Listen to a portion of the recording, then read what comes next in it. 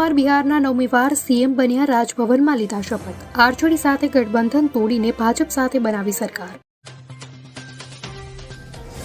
કચ્છમાં ફરી એકવાર ભૂકંપનો આંચકો અનુભવાયો. રિક્ટર સ્કેલ પર ભૂકંપની તીવ્રતા 4.7ની નોંધાઈ. ભચાઉમાં સૌથી વધુ ભૂકંપનો આંચકો અનુભવાયો. બિહારના મુખ્યમંત્રી પદથી નીતિશ કુમારે આપ્યું રાજીનામું. નીતિશ રાજીનામું આપે તે પહેલા પીએમ મોદીએ કર્યો હતો ફોન. આ દરમિયાન પીએમએ તેમને અભિનંદન પાઠવ્યા હતા. વર્લ્ડ ચેમ્પિયન ઓસ્ટ્રેલિયા ઘરમાં રોળાયું. વેસ્ટ ઇન્ડિઝે 27 વર્ષ બાદ ટેસ્ટ જીતી. ઓસ્ટ્રેલિયાનો એક પણ ખેલાડી ન ચાલ્યો.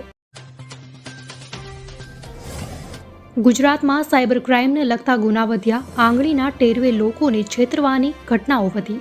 સાયબર ક્રાઇમ વિરુદ્ધ કાયદાઓ છે, પણ ગુનાઓ અટકતા નથી.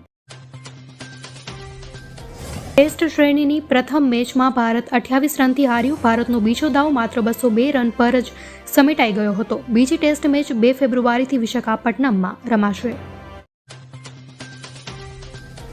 ટામેટા લેવાની નજીવી બાબતે યુવકની હત્યા. મૂળ ઓરિસ્સાના યુવકની પાડોશીએ હત્યા કરી. ઘરનો દરવાજો ન ખોલતા થઈ હતી બોલાચાલી. વડોદરામાં હરણી લેક બોટ દુર્ઘટના કેસ. ન્યૂ સનરાઈઝ સ્કૂલે પ્રવાસ માટે ડીઓની પરવાનગી લીધી ન હતી. ડીઓ કચેરી ન્યૂ સનરાઈઝ સ્કૂલના શિક્ષકોની કરશે પૂછપરછ.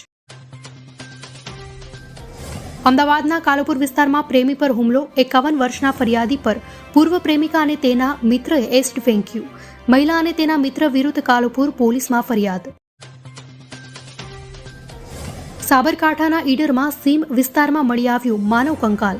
6 મહિના જૂના માનવ કંકાલને લઈ પોલીસે તપાસ હાથ ધરી. મહિલાએ આત્મહત્યા કરી કે હત્યા થઈ તેને લઈને પોલીસે તપાસ હાથ ધરી.